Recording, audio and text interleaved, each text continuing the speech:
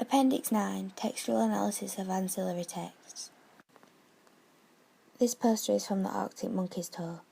We have pastiched Arctic Monkeys many times throughout our coursework, as they are very relatable for our band, being within the same location and the same genre.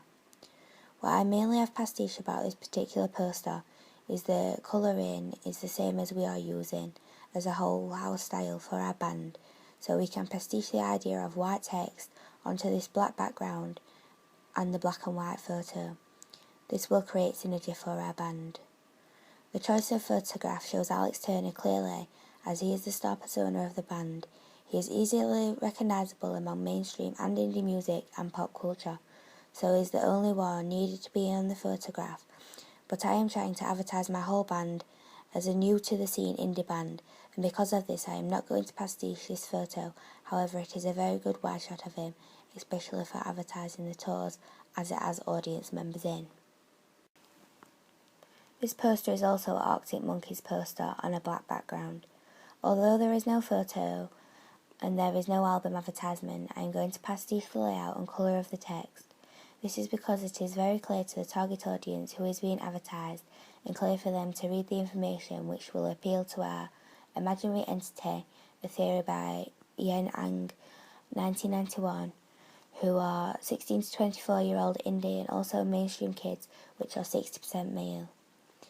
It also uses synergy in a way we want to use it, not only in the form of the logo, but also in the form of the symbol of the tour and album, which in this case is AM, using sound waves which have become iconic of this brand. This is exactly what I am planning to do with the red lips. I am going to turn them into iconography for the entire brand of this particular album for demographic, an idea that as a group we have already explored. This is the actual magazine advert, which is good to pastiche because it usually advertises in a media form we are advertising in. They have used the exact same font of text all the way through, just different sizes, which is what I am going to pastiche.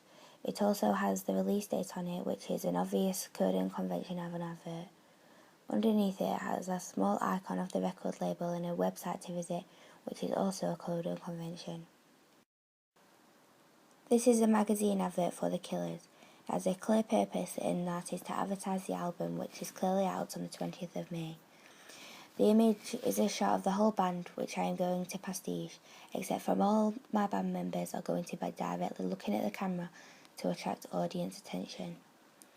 It also has the album on the advert, which I am also going to pastiche, as then the audience is going to know exactly what they're going to buy and have to look for. The whole poster has a pink tint. This connotes the synergy across the certain part of branding the Killers are setting themselves up for, as it catches audience attention. I'm going to do the same with the black and white colouring that is going to be displayed across my whole brand of demographic. It is also a good example to use, as they are very similar style in terms of genre and with how eccentric they can be, which relates to our brand.